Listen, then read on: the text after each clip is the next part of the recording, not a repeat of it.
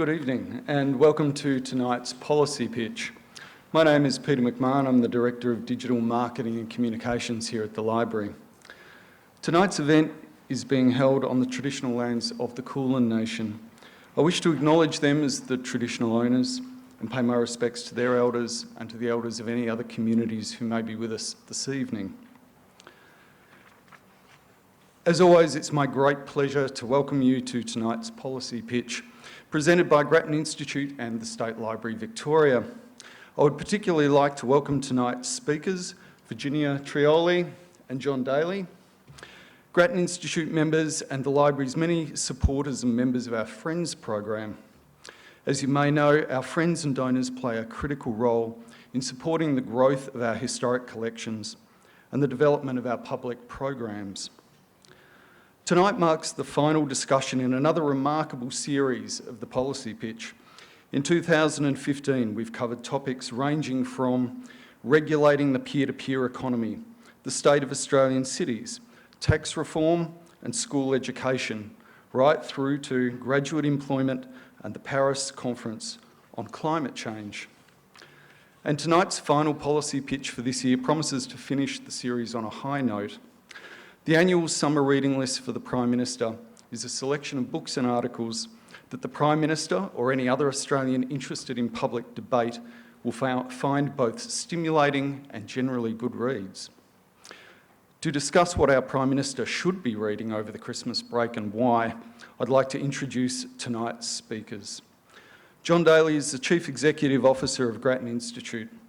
He is one of Australia's leading public policy thinkers with 25 years' experience in public, private and university sectors. He's worked for ANZ and McKinsey in a career that also includes expertise in law, finance, education and workers' compensation. Virginia Trioli is one of Australia's best-known journalists with a formidable reputation as a television anchor, radio presenter, writer and commentator. She's the co-host of ABC News Breakfast and has been presenting the program since its launch in November 2008. Virginia joined ABC Local Radio in 2001 from The Bulletin, and for 8 years hosted the Drive program on 774 ABC Melbourne and the morning program on 702 ABC Sydney. Virginia also presented Late Line on Friday nights in Sydney and was a regular contributor to Insiders and Sunday Arts on ABC TV. That goes through the whole thing.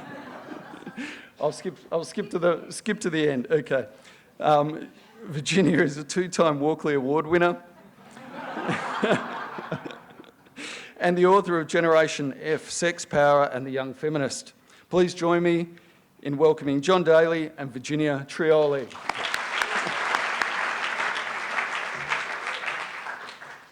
Am I going first? Okay. Because I read in the run sheet for this evening that John was going to sort of set up the premise for the evening and the rules, and I thought, no, he's not. Bugger that. You've asked me to MC this gig. I'll take charge, thank you. You've selected the books, so we'll get to that. So here's a question for you fine people gathered here this evening. A good evening, and thank you for coming in. Nice to have your company here for what I hope will be a good conversation. Is the person who insists that you simply must read something, are they a very good, thoughtful friend, or are they just a pain in the ass know-it-all? We'll have an answer to that at the end of this. We'll try and answer that and several other slightly more important questions as we discuss this year's Grattan Institute's annual Prime Minister's Summer Reading List. This is the 7th time, correct, that Grattan has put together an eclectic and rather unexpected collection of books, not only always Australian, so it's a really broad brush, to educate, provoke and inspire whoever might be occupying the big chair at that time. And you've had a few to select for, haven't you? Indeed, that's been one of the challenges. Nice and high, need it even closer than that. Yeah, right, okay. Right close, there we go. Oh yes, Virginia's I'm very in charge. bossy. Yes. Yes, so obviously we try and create a list that will be interesting to any Australian Prime Minister. Yep. And anyone else interested in policy. But inevitably you do, at least at the back of your mind, not officially, but at the back of your mind, you think about, for this particular Prime Minister, what might be a bit more important. Okay, so I did want to ask you that, whether you keep that person and personality in mind, so you do. What are generally, though, the criteria for selecting these lists? So the first thing we're looking for is books that might be of interest to someone who's interested in policy and politics. So it's got to have something to do with that, although we take a very broad view of what might be interesting to people involved in politics and policy. And, you know, many things ultimately talk to power and society and how it's organised. And then secondly, we look for books or short novels or indeed articles that are well written. It's a strikeout, no matter how interesting it is, no matter how novel, if it's not going to be a jolly good read through the summer holidays. We spend enough of our time reading white papers from government to think that the Prime Minister should be entitled to have something that's going to be a little bit more fun over the summer. And and then we're also looking for things that have been published in the last year. And that's entirely arbitrary, but it's because, as you know, the world of books is enormous. And so having a few arbitrary restrictions is helpful. Rather than sort of pulling out Anna Karenina or something. Which would be a really good thing to read. Which would be, yes. Particularly, did anyone see The Beautiful Lie on ABC TV? I know about 20 people who are now saying they're going to read because they either have never read or are going to reread Anna Karenina this summer because of that, which I think is terrific. What sort of reactions have you received over the years to this list? Do they range from deafening silence to some follow-up critiques from the Prime Ministers? Well, invariably we get a polite note. And sometimes we get a polite note that's been clearly personally signed with a little personal note as well. And sometimes we get Prime Ministers who say that they are going to read or have read one of the books on the list. I'm not sure that that's always causative in our policy world. Of course, one should never mistake correlation for causation. And then occasionally, as with this last year's list, we had The Golden Age, which is one of those books that I say everyone ought to read because it's just such a beautiful book. Anyway, it showed up last night as on the Prime Minister's Literary Awards. And again, I'm sure that is pure correlation. You think the previous guy left it behind on the desk, do you? And Malcolm too said, oh, this looks good, we'll give it the prize. Joan London, of course, won for The Golden Age for the Prime Minister's Fiction Award, which in my view is well deserved. I thought it was a beautiful book too. Yeah. So those are the responses. But the one thing we do get actually is mainly responses not from the Prime Minister, but from a significant number of other people in politics sending me this little email that says, where's your list? I need to buy my holiday reading. Why isn't it out yet? So there are clearly people who do use it. Can I just ask a quick follow-up? Who's given you the most interesting response? Which Prime Minister do you think actually might have read the books? Oh, come on. It's entirely inappropriate for Grattan Institute to be talking about what we hear from politicians in private conversations. As you well know, Virginia, that's not how it works. That's ridiculous. All right, I was going to say shtum on that. We'll try and get some booze into it. Maybe we can get some answers from you later on. We have them here in the order of the Grattan list, so we will proceed in order. First up is Warrior by Libby Connors, just this extraordinary bit of history. It's got a subtitle, A Legendary Leader's Dramatic Life and Violent Death on the Colonial Frontier. Now, this bit of colonial history is rare, is unexpected. It's about the Aboriginal War of Resistance in Queensland, and not many people, John, will know about this. I will confess, I was blissfully unaware. As was I, yeah. That in 1820 to about 1860, I mean, Brisbane wasn't a settlement; it was a war zone. At least that's how we'd think about it today. And particularly when you think about all of those legal doctrines of terra nullius and the idea that this was property that wasn't seen as owned. This was property that was very much seen as owned by the people who were there, and they were not happy about the fact that there was a British settlement essentially moving into Brisbane. And indeed, it was set up as a stockade. They moved the location of where the city was so it would be easier to defend. It was a war. One of the central figures, the central figure of the book, of course, is Daly. Is that how I pronounce it? I think that's right, yep. Daly, yes. Who was a formidable warrior in his own right, and a name that will again be unfamiliar to many Australians, whereas we'll be very familiar with Barangaroo, a very different kind of relationship there that you had in Sydney, that the relationship that Daly had as a staunch defender of not only property, land, which was of course important and sacred to the many different groups and tribes that were there, but a defender of Aboriginal justice. And that's where the book gets really interesting, I think. Yeah, I think you're absolutely right. And what becomes really clear is the way that the internal thought processes of the Aboriginal communities around Brisbane, in terms of how they thought about their politics, what was an appropriate thing to do, how my group should interact with your group. If I disagreed with what your group had done, this is what I did in response. What you might describe as the internal Aboriginal politics was almost completely opaque to the European and British settlers. And of course the same was true in reverse. The kind of internal politics of individual settlers as opposed to the British administration in Brisbane, as opposed to the British administration in Sydney, as opposed to the British administration in the UK. And of course, as we're very familiar with the idea that each of those centres of power might have very different views about how life ought to be run. That internal politics was completely invisible, by and large, to the Aborigines. And then, of course, the internal politics of the Aboriginal groups was completely invisible, pretty much, to the settlers. That's what I found a really remarkable aspect of the incredible research that Libby Connors has done, in that she's discovered all of that. I mean, if you do a bit of reading around Indigenous history, you will be familiar with, different skin groups and tribes and the like, and tensions between the two. But she has dug into it, and she's treated it as politics. And she's reported it both as history and politics from the Indigenous side as well as from the white side. And that gives it an amazing complexity and a real narrative pool as well. I don't know, because I haven't interviewed her, how she actually went about digging up that stuff. Do you know, John? I don't know, but I think one of the key sources that she uses is that there were all of these German and, well, I can't remember if it was Dutch, certainly German, missionary groups. Yes, Dutch as well, yeah. That indeed themselves had this kind of big internal question about, was the appropriate way to be a missionary to set up your mission in wherever it was and then try and hope that the natives would come to you? That's how you thought about life when you were a missionary. Or was it appropriate for the missionaries to go around with the natives and try and convert them as they went around? And what happened was that a number of these missionaries actually did spend a lot of time travelling around with the Indigenous groups and genuinely coming to understand how they thought about life, including how they thought about life relative to other Indigenous groups.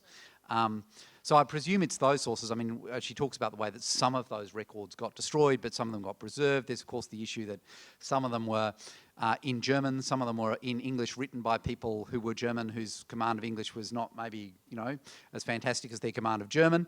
And all of those kinds of sources, as well as, of course, all of the official documentary records held by the colonial administration.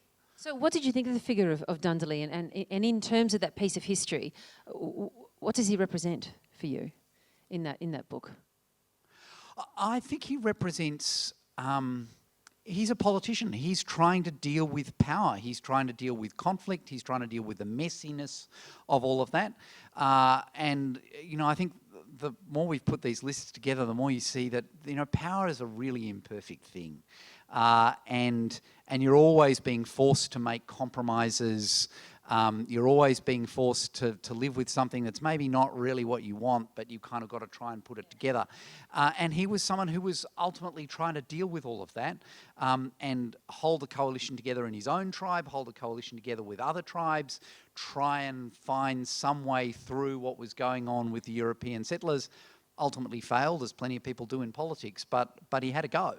Do you think this book, as some books like this in the past, have become sort of either fault lines in the so-called history wars and the black armband versus the not black armband views of history? Do you think it's going to get caught up in that? Look, I hope not. And one of the things that I really liked about it as a book is that it's a grey armband view of history. It's not that anyone was right or wrong in all of this. They didn't understand each other very well, but heaven knows that happens to us all. And it's not claiming that one side was right. It's claiming that both sides misunderstood each other, which is clearly true, and trying to understand as best as we can now what was going on then. And I think that that's a real contribution. And, as we look towards Aboriginal reconciliation, and I think that's really important, is trying to understand where other people are coming from. It's not our worldview. If it were our worldview, we'd be different. So it's not my worldview. Everyone's worldview is different. And what the book does is give you that window to understand somebody else's worldview. All right, so that's Warrior by Libby Connor. The next book that is on the list is Coming of Age, Growing Up Muslim in Australia. And this has been edited by Amra Pajalik and Demet Devararan. I think we might even have Amra and Demet in the audience, do we? We expected they might be here. Can I see hands up if they're here? No. No? Come on. That's a shame. We're going to say hello and congratulate them on it. But this is a collection of autobiographies, reminiscences by some high-profile and less well-known Australian Muslims about that experience. And I've got to say, John, it's interesting when you look at the sort of the ebb and flow of immigration in this country. This collection for me had echoes of those so many publications of recollections of growing up. Fill in ethnicity, growing up, Greek in Australia, growing up Italian in Australia, growing up Vietnamese in Australia with all the smelly sandwiches, going to school, etc., but with a real edge to this one. Well, given everything that's going on in the world today, of course there is an edge. And I think one of the things that the book does really effectively is talk about the enormous diversity of backgrounds amongst people who, one way or another, have a Muslim background. So that's the starting point for the book. It's people who, one way or another, have a Muslim background. Some of them were born in the Middle East. Some were born in Australia. Some stay resolutely firm to a kind of quite strict interpretation of Muslim faith. Some go all the way to being atheists. One declares herself a mishmash Muslim, which I thought was just the most beautiful term. And so huge variety. And then at the same time, also this kind of incredible normalness. Not normalness, that's the wrong word. Ordinariness relative to non-Muslim backgrounds. Things that you think of are completely typical of every Australian child. They fight with their parents, and their parents worry about, whether they've come home too late. And their parents don't think that their friends are entirely suitable. If they're confused about their sexuality, they're confused about their sexuality, and so on. A whole series of things that are actually not particularly Muslim at all. They're very typical, however, of adolescence. As someone who grew up Catholic and read a lot of those books around, growing up Catholic and well-known biographies and autobiographies around that subject, there's a weight of history and a weight of culture that comes with growing up Catholic and the thing that is Catholicism. And I felt a similar weight in this book. There is something about Islam that compares to that. The heaviness of Catholicism, the expectation and rigidity of some Catholicism. And for me, there were real parallels that I saw. I think that's right. And of course, that weight comes from it's both a religious affiliation, which many of the writers, are clearly taking very, very seriously. It's a spiritual... And a way of life. And a way of life that is allied to that spirituality and that religion, as well as a cultural alliance that's very largely shaped by that religion. And so, of course, that provides an enormous part of the identity of the people who are writing. and you can see them talking about it, not always struggling with it, often embracing it, often saying this is what I value out of it. And then of course the other thing that really comes through the book very well is, we say Muslim as though that's a kind of single identity, and of course it's not in any way. There's a huge variety of different Muslim identities, and there's one lovely story about someone who talks about the way that the first suburb they live in, the thing that they really notice is the way that they're Muslim and everybody else in the suburb isn't. And then the suburb they next move to is they notice that they're from the following, particular, part of the Muslim world, and everybody else is not. They're from a different part of the Muslim world, and trying to struggle with all of those conflicts. I can't remember who it was in the book, a young woman who was talking about how it was difficult for her because she didn't look Muslim enough. And so she was kind of stuck, in between places. I was actually taken aback by how many instances in the book, in the various recollections there are of anger and temper and fisticuffs sort of seem to appear again and again. How many times young Muslims have to defend themselves? Yeah, there's no question that we haven't, as Australians, as people who are already here, often we haven't made it very easy for Muslim migrants, and that comes through loud and clear in the book. Now, I think we should be careful about this. I don't think migrants coming into any country always find it easy, and often Australia has actually done a pretty good job. But you're absolutely right. There are, as always, far too many instances in which we haven't made it easy. I just want to, can I read a little bit from the book? Because I really like Hazem El Masri, the high-profile rugby league player who makes a contribution to the book. And he's talking about the many reported cases that were going on in the last few years of Muslims being abused in Australia, women wearing the hijab, being verbally and physically abused, children being bullied at schools, and he goes on. It's just a couple of paragraphs I want to read, but he says this: most of it stemmed from ignorance. Many of the attackers had never bothered to talk to a Muslim, let alone make friends with them. Yes, there's a responsibility for us to engage, but there's also a responsibility for non-Muslims to try to understand and at least not act with blind hatred and mistrust. My appearance on the television, playing rugby league, had not really done much at all to educate Australian society about the capability of Muslims to make a strong contribution to Western culture. This ignorance, in turn, was alienating more moderate Muslims who had become hostile, a problem that still exists today among disenfranchised young men, such as the one who pulled a gun to my head when I was 19, which refers to an earlier part of the story. But I thought that sort of pulled me up short.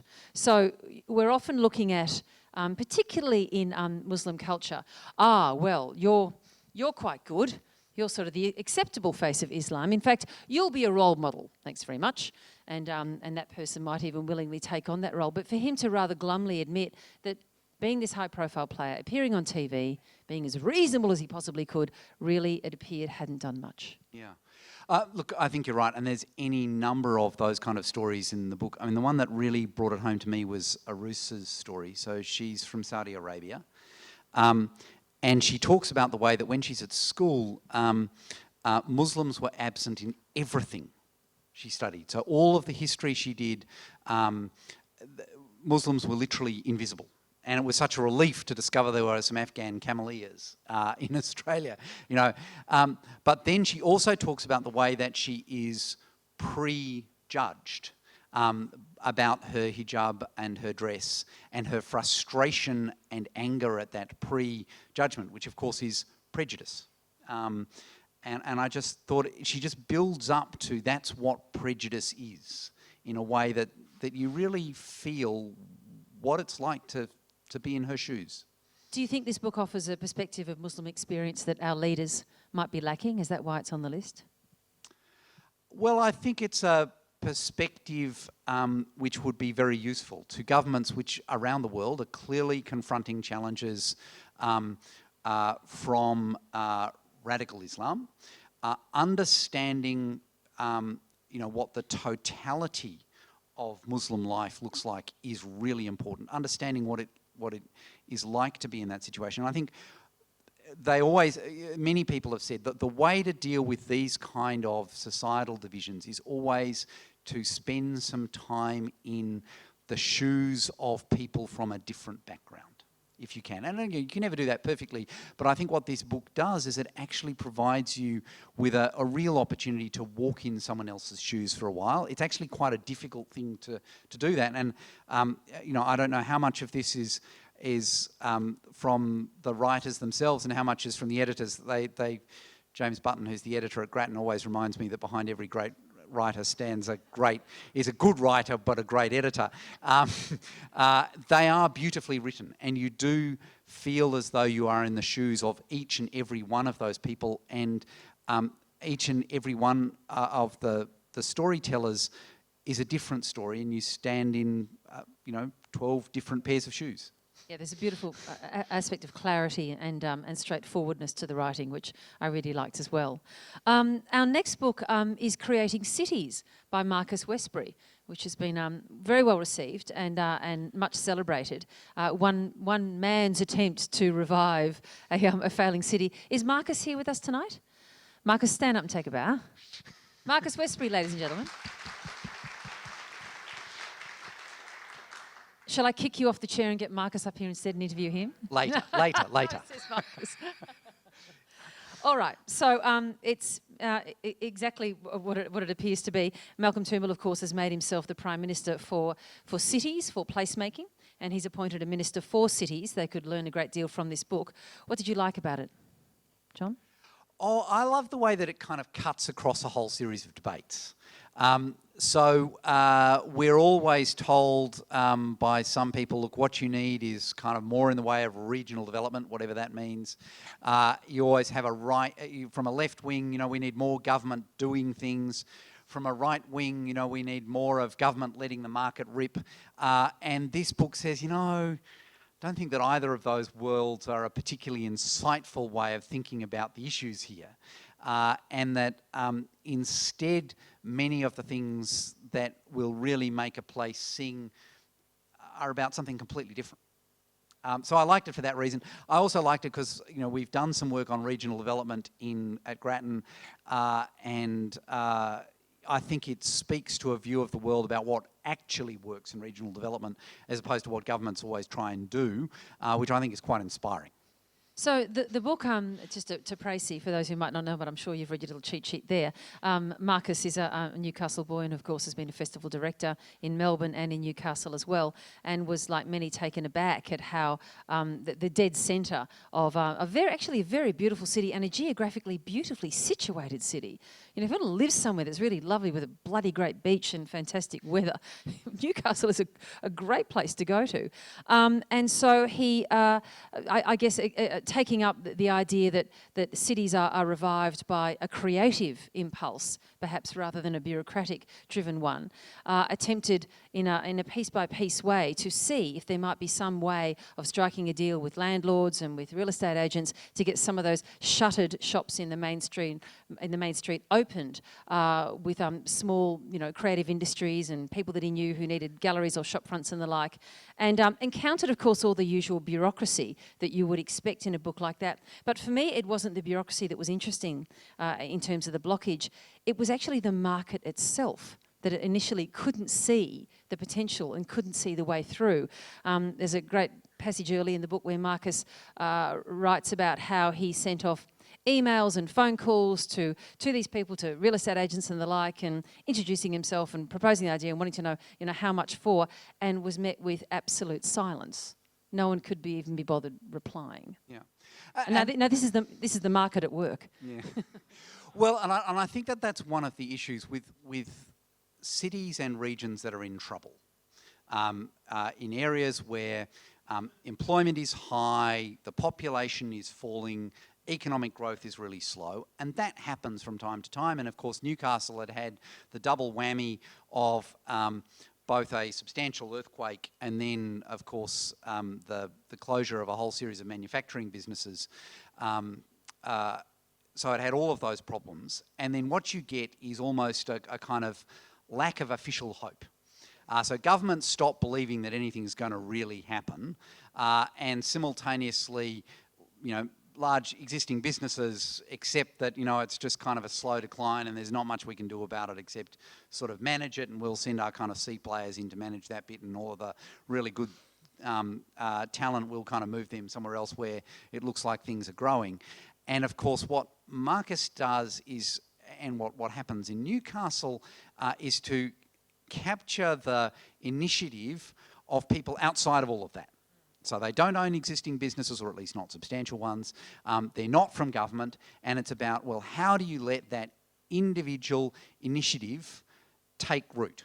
And how do you just give it a chance? And I think Marcus's point is there's a lot of that initiative around if you start looking in the right places, or more to the point, if you don't block it. If you don't block it, it will actually, you don't so much have to look for it, it'll kind of start popping up where you never expect it. And then the big issue is that often it is government and existing markets that get in the way. And one of the successes of the Renew Newcastle project was finding, relatively speaking, if you like, institutional means. So the Renew Newcastle project essentially acting as a force to collectively find those problems that were standing in the way, bring energy to bear to get them out of the way, and then let the individual initiative take over. And of course the issue is that individuals often just don't have the resources or the initiative, or the resources or the knowledge or the ability to mobilise things collectively to get over those obstacles. And it's often the smallest obstacles that, or at least they look small, that turn out to be the ones that stop things happening.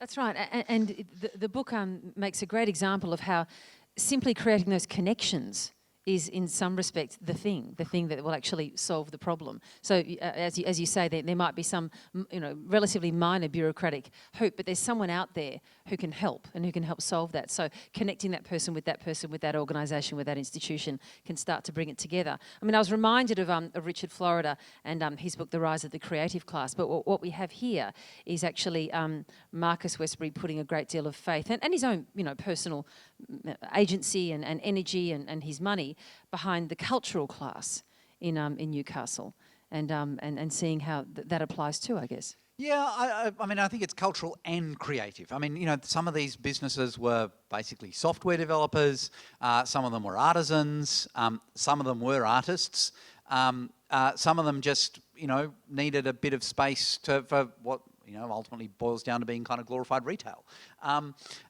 It's a huge variety, but the thing that they all had in common was that these were roots up, ground up enterprises in which people's individual initiative was allowed to flourish. And that's what we so often stomp on.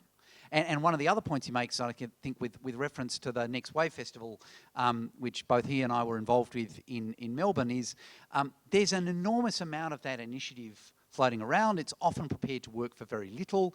It's not looking for a return on capital at 15%. And that, of course, is one of the problems as to why it's so hard to get the market to engage with it, because no one can believe that people are prepared to basically do things for, if not nothing, then very little. But the reality is many people do construct meaning for their lives, and frankly, lots of other things, lots of meaning for other people's lives, by doing their thing. And what the Renew Newcastle project does, amongst other things, is let people do their thing. So do you think the Prime Minister should lend this copy to Jamie Briggs, the new Minister for Cities? Well, I know the Prime Minister's got a copy because he's when he was interviewed earlier this week about what he was planning to read over the summer holidays, this was the book that, certainly out of our list, he nominated. So congratulations, Marcus. Look, he's probably bought an extra copy for Jamie. Send the spare copy then to Jamie Briggs. Jamie should have one. We're going to talk about placemaking. You just did one tiny line from it, but it just stayed with me. Westbury writes, "What grips me is how places enable or thwart people with initiative, and that actually the place itself and the dynamic of the place, I guess the politics and the bureaucracy around that place, actually has an organic life of its own. It can either enable, it can thwart." And sometimes points in between. And I think that's true. I mean, when you look at a place like Melbourne, over the last, 15 years, and how there has been some, and we can go back through the policy tweaks and changes that have made this possible, how it has enabled so much more than, say, what seemed possible, 20 years ago when James Button and I were at university together, where talk about a dead heart of a city. There is something sometimes about, I don't know, is it serendipity? Is it just a good collision of policy making and policy linked to placemaking? Yeah, I mean, that's the point, is that a lot of this stuff you can't control. It is bottom up. And the thing that government can often do most helpfully is get out of the way. And what's, I think, fascinating about it is that this is completely contrary to most regional development policy. So most regional development policy consists of Whiteboards. Well, that's the kind of good part. After that, it goes downhill. Then it's the whiteboards say, right, okay, what we need is an employment creation scheme, and so we'll get any number of toilet blocks or community artworks or whatever it might be mandated by government. Mildura, Mildura is fascinating. Go and do a tour of Mildura historic regional development schemes. There's this kind of series of them, all sort of deteriorating along the riverfront. Whereas the one big renewal scheme in Mildura that did work was, a la what we're discussing here, was from one person and one person only, just Stefano De Pieri, who came to town and who, with great energy and endeavour, actually managed to create a sense of destination for that place. Yeah, that's right. And then step 2 is, well, let's build a big building. And then step 3, which is much more expensive, is let's build a big road. And what it illustrates is, none of that stuff is really what's going to make it work here. And we should just say finally on this book, the book was crowdsourced in order to be published. So, there was money left over, I think. I think you actually, I know you spent it, but you got more than you asked for, correct? So there you go. So talk about initiative. So, ladies and gentlemen, Marcus Westbury.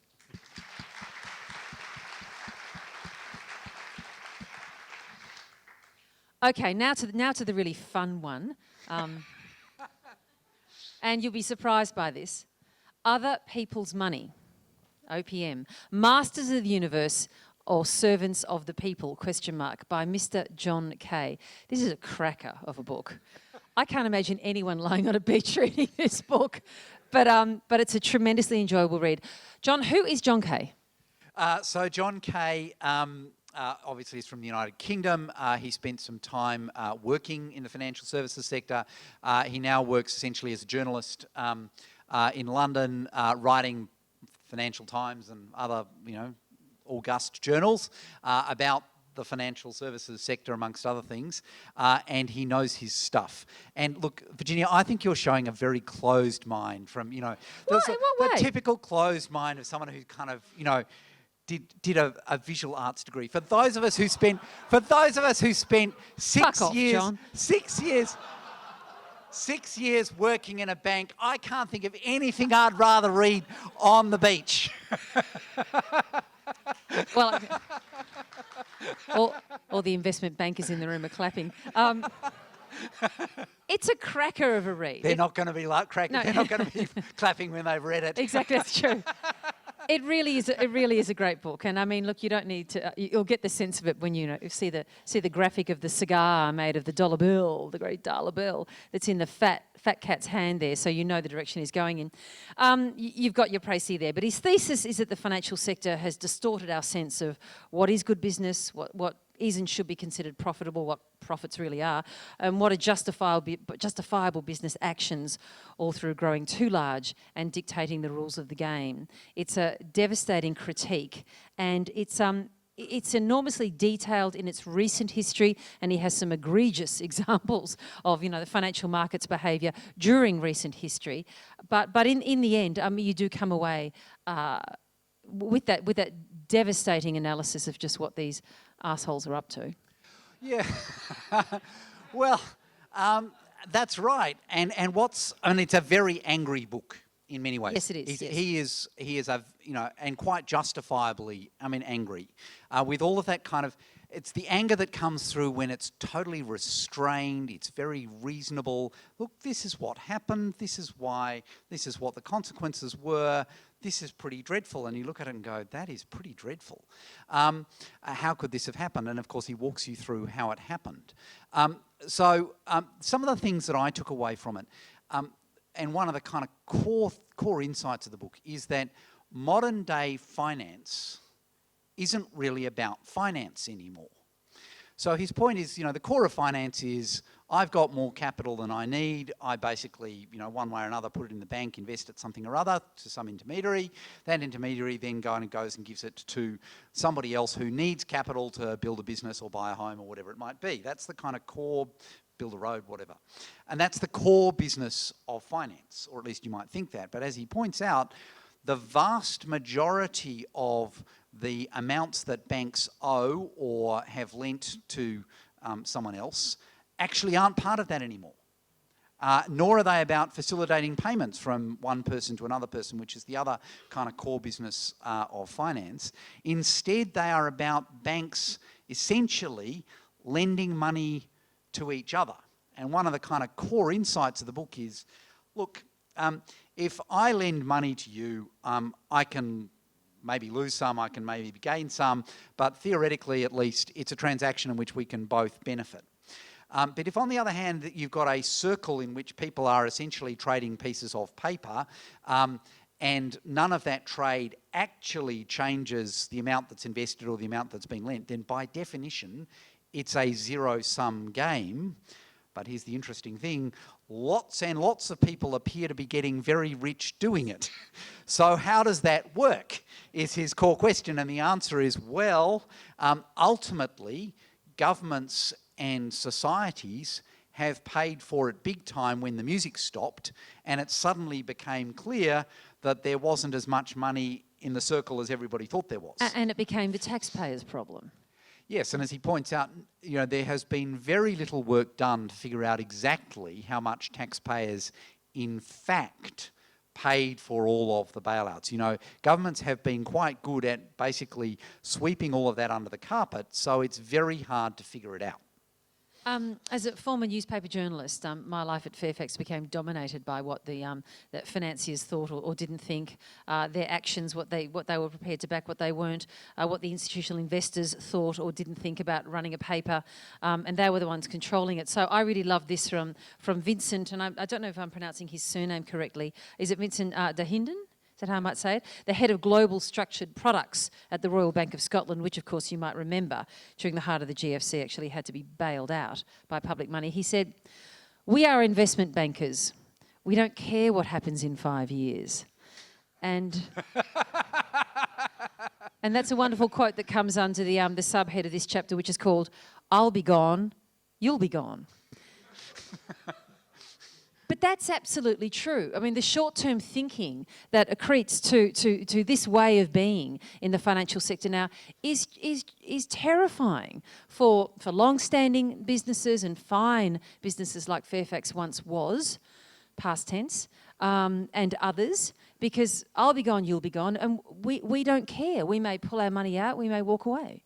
Or more to the point, that the particular financial sector employees who've been involved will be doing something somewhere else in the bank, and they'll never get to it. One of the things I really like about the book, because it's it's hardly news to say that some pretty bad stuff happened in the lead up to 2008. One of the things that's I think really interesting about the book is that it does have a genuine go at what might you actually do about all of this. And of course, one of his points is that we've done so far very little, and the kinds of things that led to 2008 are almost certainly going to happen again. And his argument is, and I think it's a really interesting analogy, is financial sector has become an incredibly complex system. So he asks, okay, what do we know about complex systems that are resilient as opposed to complex systems that are not resilient? And the answer is, well, complex systems that are resilient are ones that have essentially multiple bits which you can chop up and which are not dependent on each other. In other words, you can take one of them out of the system and basically the rest of the system will keep working. You also modularize things so that one part can be substituted for another part. And as he points out, the way that modern finance works is the complete opposite of that. You've got these vast institutions which are essentially conglomerates, which stretch over a huge range of countries and financial sector activity. and where any one part of the institution can essentially pull the whole rest of it down, and then because these institutions are enmeshed with each other, they'll essentially pull each other down, and of course that's exactly what started to happen in 2008, and governments essentially fixed it by essentially propping up the whole edifice. So is anyone going to listen to him? Look, I hope so. It's certainly a really interesting challenge. I guess one of those core insights around trying to separate out the functions of what he calls the deposit channel, the straight lending channel, and the trading channel, that is an insight that I guess lies behind some of the reforms that the US has been looking at. I don't know that it's really made progress with them, and of course he also makes the point about the way that by and large these institutions are very good at regulatory arbitrage and getting around these things. And the other thing that he talks about, which I thought was a really interesting idea, was deliberately bringing back personal responsibility for a lot more of this. I mean, when you look at everything that happened in the US, and essentially nobody went to jail. Billions of dollars disappeared, but apparently it was nobody's fault. And although financial institutions, companies, if you like, paid fines, and those fines looked like really big numbers, although in the scheme of their annual profits, they're actually by and large pretty small numbers. Individuals didn't really pay the penalty. By and large, those individuals still have quite a lot of money in the bank, even if they're never, or elsewhere, even if they're never going to work in the financial sector again. They're going to live very, happy retirements. And his point is, if you have this culture of I'll be gone, you'll be gone, in which everybody knows that no one's ever going to go to jail, no matter what you do, you will continue to have a culture of I'll be gone, you'll be gone. The minute that people start to think, if I step over the line here, not only will my institution be in trouble, not only might I lose last year's bonus, but I might actually go to jail. That does focus the mind a little. In a previous life, the Prime Minister, of course, was known as the member for Goldman Sachs. So given that background of his, how do you think he's going to respond to this book, John? I think it's an insightful book about how the finance industry works. And I think one should always remember that the most effective gamekeepers are the people who used to be poachers. That's other people's money, which I think John and I both enjoyed enormously, correct? Yes. Next up, because John Daly is a fool, he's pulled a piece of a research paper from the Australian Economic Review. It's a research paper that actually begins with an abstract, as they do, and ends, of course, with copious notes and citations and reference at the end, as a suggestion for summertime reading. He has a sense of humour, this man. And it's called Rising Inequality, a Benign Outgrowth of Markets or a Symptom of Cancerous Political Favours, ? Paul Freiters and Gigi Foster. And I thought it was just ridiculous. Right. Well, John, you can explain why you liked it. One, it's all of 6 pages, Virginia, and I realise it's in 2 columns, but... It's 6 pages of ridiculousness. Well, actually, I think it's one of the more interesting things I've read in response to Piketty, which, of course, was the big book of last year. What is going on with what appears to be an increasing share of economies which is tied up in essentially wealth and capital and returns to that capital as opposed to returns to labour and so on, and to working. What's going on here, and we're also seeing an increasing concentration of wealth, so an increasing proportion of wealth held by a relatively small number of people. So that was the big story for last year, and people are going to keep arguing about that for quite some time, and exactly, was Piketty right, and if so, how right, and what are the consequences, all the rest of it.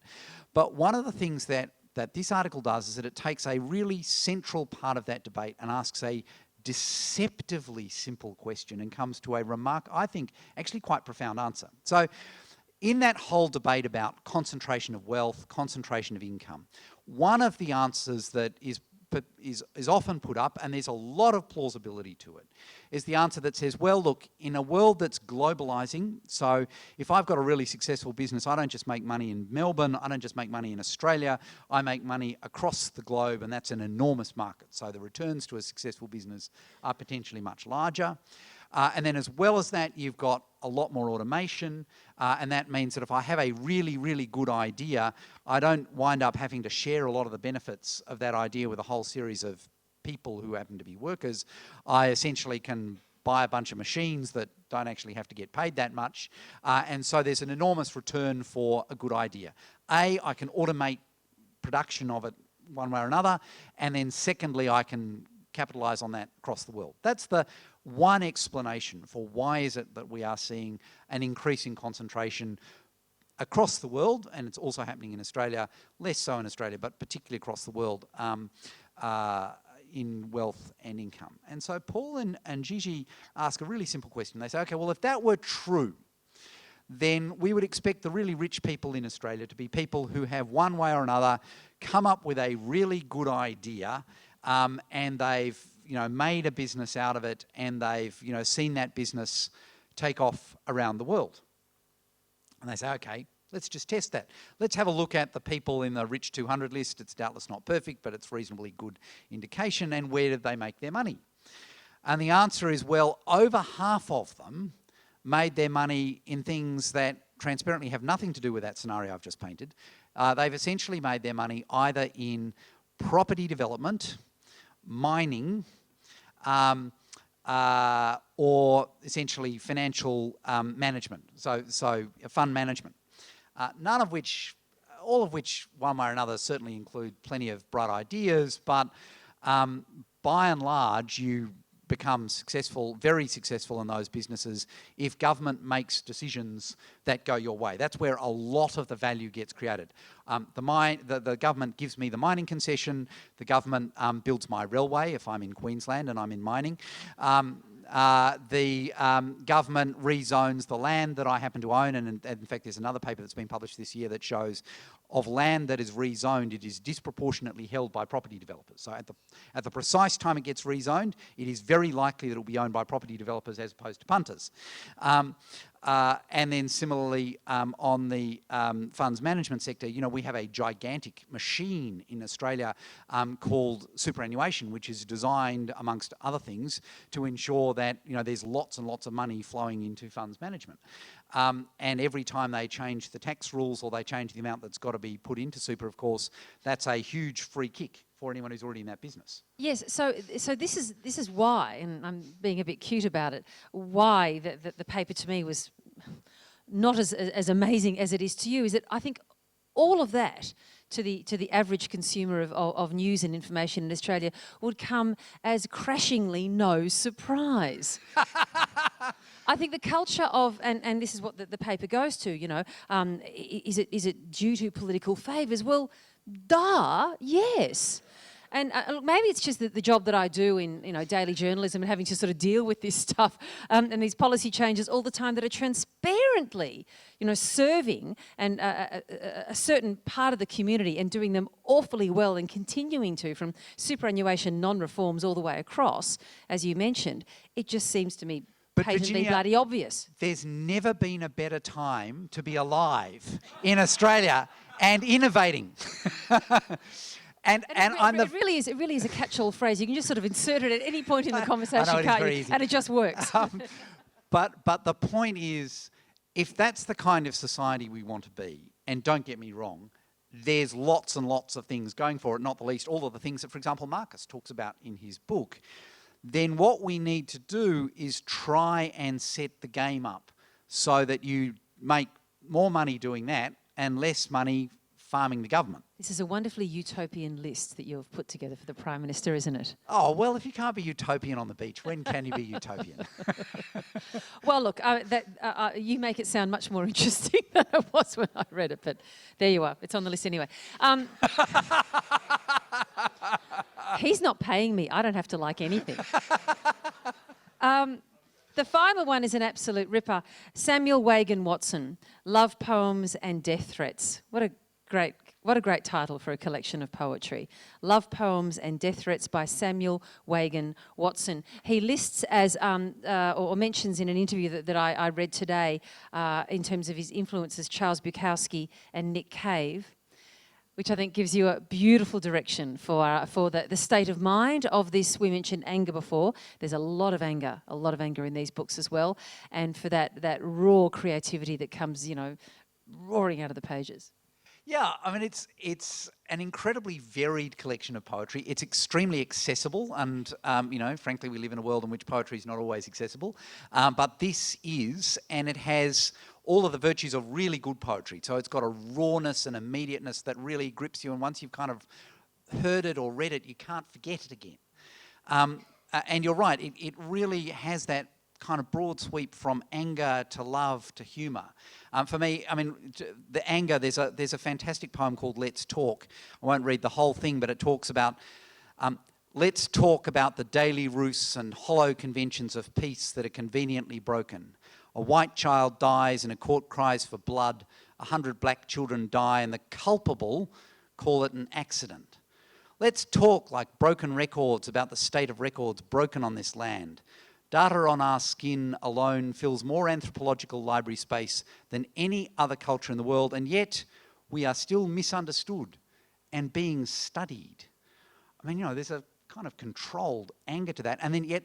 Fury. There's fury. And then yet, and this is the fantastic thing about this poem, the end of the poem, it goes on in that sort of following through on that idea. And then, let's talk until evil bows to listen, and the fires burning from voices that are long worn can settle into the beautiful warmth of embers. And even then, when we're done, let's never stop talking. It's quite hopeful. I mean, it just has a beautiful narrative arc, and so many of the poems are like that. He's a Brisbane writer, and he's got a very good bibliography already, a number of publications. He takes his political task very seriously, and there is a political task in this book, even while it's described as love poems. Can I read a couple of short ones? I think we should absolutely finish with a poetry reading.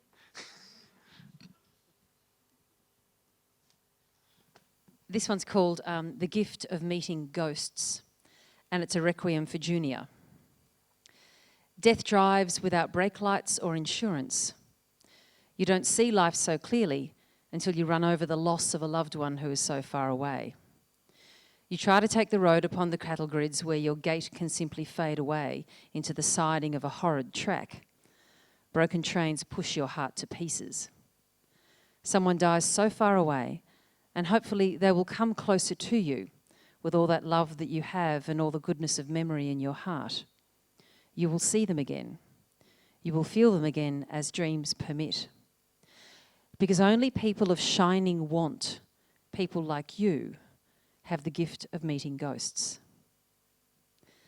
And what I love about that is that you see the country that he refers to again and again in this collection of poetry, and you hear of death, and as the title threatens you, there will be a lot of loss and death in this collection.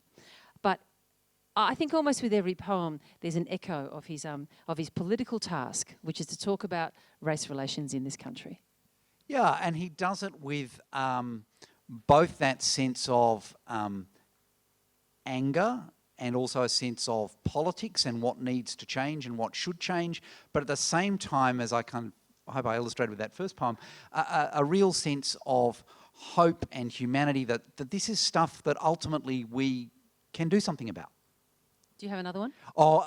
So we've talked about the seriousness. This one I fear has really, it does have a little bit of a political edge right at the end, but most of it is just quite fantastic. It's called Trash and Treasure. I was up early on Sunday morning, but I felt cleansed. Cleaner than if I'd attended Mass.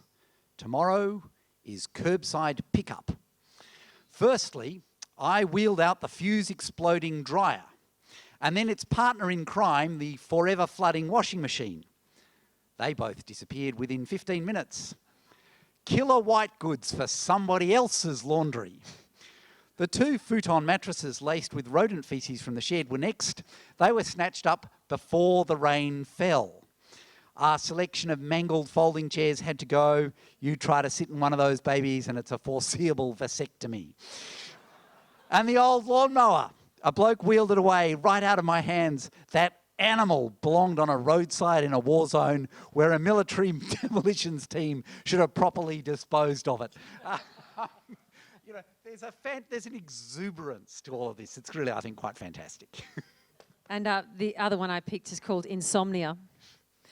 Overlooking Gladstone from my hotel balcony, perched like a gargoyle, the lights of a ship drift by.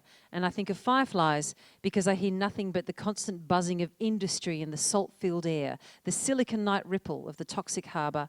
And although prone to insomnia, self-loathing and homesickness, I feel quite comfortable in this city that can't seem to sleep. It's just one of those beautiful vignettes that I think anyone can appreciate if you've travelled, if you've, walked into a hotel room and dropped the bag on the floor and thought, what the hell am I doing here? It's just one of those sort of moments of connection, I think, from the writer to virtually every one of his readers, I think. He's a really interesting guy, and thank you, because I'd not heard of him before this list of the Grattan Institute, so I'm very, very glad to have discovered him. But there's an addendum to your list.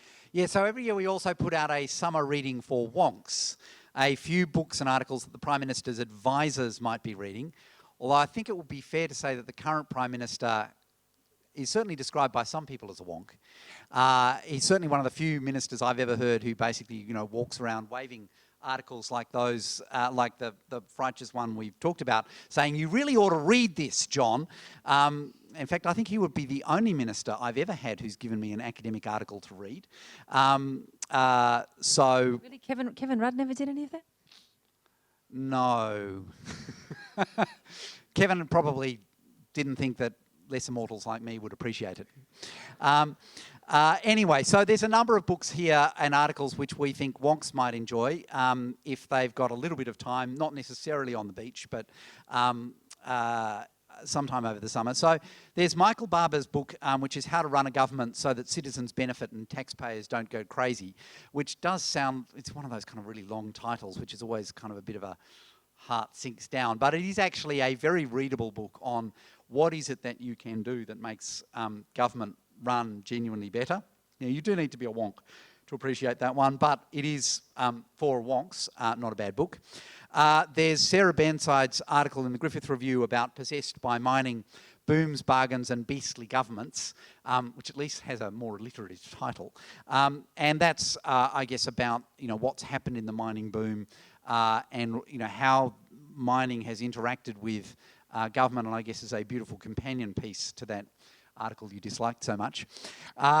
Then we have Peter Davidson on A Brief History of Tax. Now, as someone who's done a lot of work on tax this year, I know that at this point about 98% of the audience has switched off at the mere mention of tax. I want to know how brief.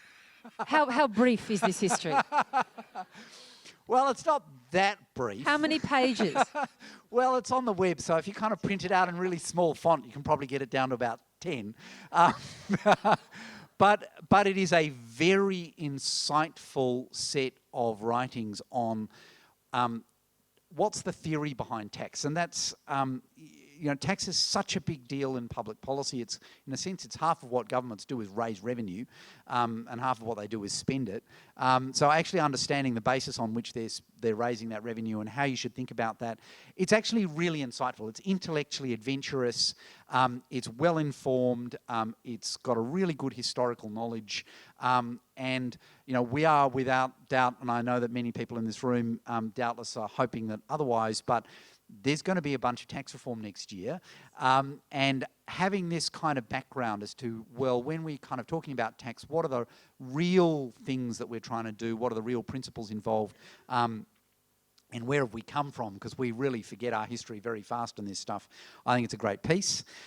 Then we have Richard Aram and Josipa Roxa, who wrote a book called Aspiring Adults Adrift, Tentative Transitions of College Graduates, which obviously is more about America than it is about Australia, but obviously very applicable here in terms of the way that universities do or don't prepare graduates to go and work in the workforce and how that transition works. Then there is a piece by Matthew Ronley called Deciphering the Fall and Rise in the Net Capital Share, which is, I think, widely regarded as one of the most interesting responses to Piketty this year. I should warn you that that particular one has algebra in it, quite a lot of algebra, and therefore I encourage you to read first the other one that's there, which is the Free Exchange blog on Ronley's article, which only runs to 2 pages and which has one equation, but it's very simple. So it doesn't quite have no algebra. It's kind of almost no algebra, and it explains it, which is a very good explanation of what Romney's article says and why it is so important. And it's, this whole question about why is it that an increasing share of the economy is or is not going to wages is a really big policy deal, and it's one of the more interesting things that's been written on that. And then finally, we've got Stuart Mcintyre's book, Australia's Boldest Experiment, War and Reconstruction in the 1940s, which is essentially a story about how Australia reconstructed essentially post-World War II, what was the role of government in that, and how did government develop? Those were the kind of heady days for many of the institutions that we now take for granted were being set up, and it's the history of how all that happened. Is that a recent paper? Did he publish that this year? It's a book, yeah, it's only just come out. Oh, okay. So for sort of, if you like, histories of Australian government, it's a fantastic history of the 50s, one that hasn't really been, or 40s and 50s, one that hasn't really been written before now, and I think it's a great, it's a good read. Do you actually box all these books up and send them up to Canberra? We do, and Malcolm being Malcolm, we sent him the wonks list as well.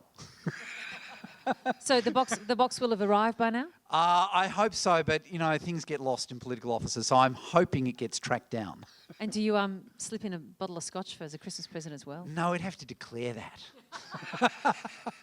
And that might get Grattan into trouble. We have a couple of minutes before we have to wrap up for questions, if there are any from the audience. Yes, we have a hand here, and then we have a hand anywhere else? No, one, and then in the middle there. So we'll start you in the blue shirt first, and then, ma'am, it'll be you next. Thank you. Just here. Thank you. Just hypothetically, if the, the Prime Ministership hadn't changed this year, I was just kind of wondering what the reading list would look like, and in particular, if you do have something in mind, what would be the name of those adult colouring books?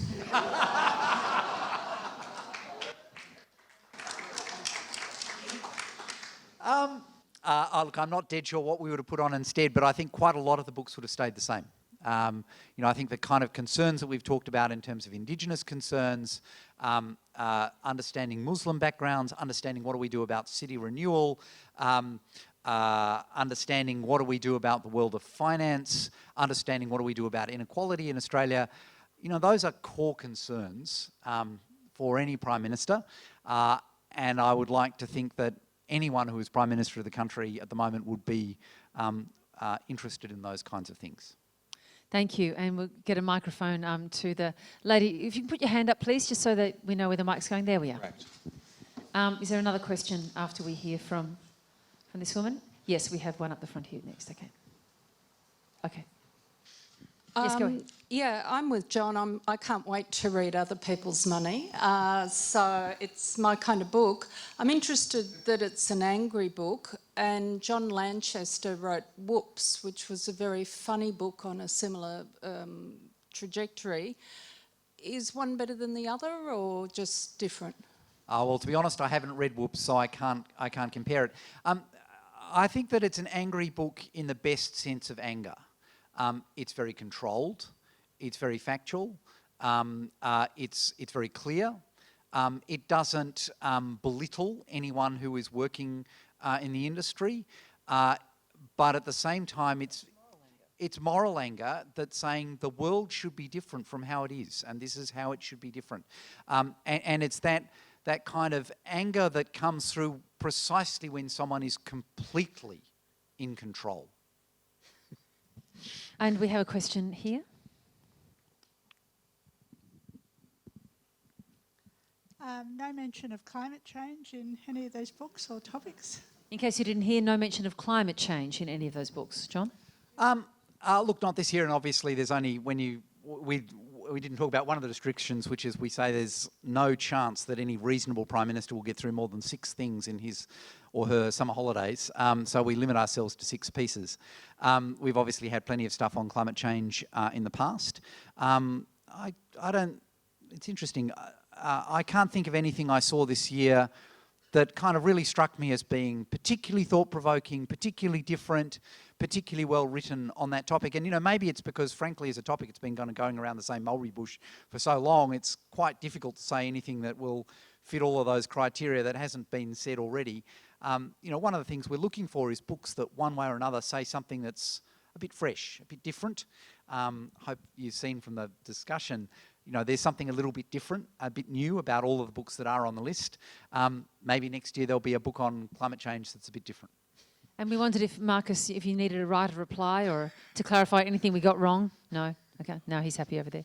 Well, if that's the case, then I'm going to bring our conversation to a close. Thank you so much for being here this evening. John, did you want to say something before? Yes, if I can say a couple of quick thank yous. Firstly, a thank you to the State Library of Victoria. It's been a fantastic collaboration over the policy pitch over this year. We really enjoy working with the library. It's a fantastic institution, and you'll all be pleased to hear that the policy pitch will be back for another year next year. Yes, thank you, Rui. Secondly, I'd like to thank all of the Grattan staff for a very successful year, but particularly to thank the two people who put in the most work on this list, Lucy and Kate here in the front row.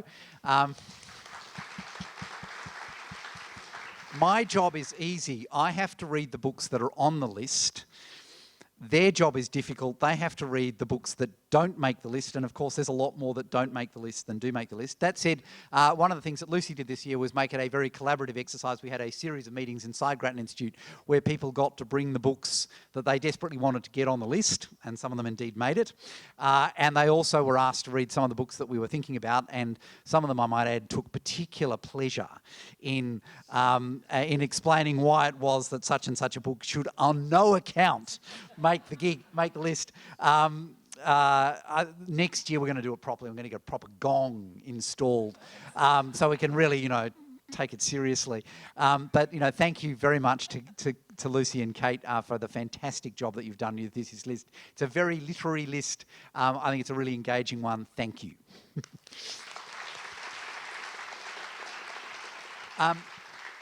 Then to thank you, Virginia, for being so fantastic about doing this. This is a very big gig. Normally you ask people to kind of come to a Grattan event and you're saying, look, please talk about whatever it is that you already know a lot about. You can basically rock up and we'll sort of talk for an hour on stage and then you can kind of go home. But of course for this one, you've actually got to read a whole bunch of stuff in advance, which is a very, very big ask. And I might add that Virginia got back to me about 30 seconds after I'd sent her a text asking her to do this. So thank you. It's a fantastic effort, and really appreciate the insight you've brought to them.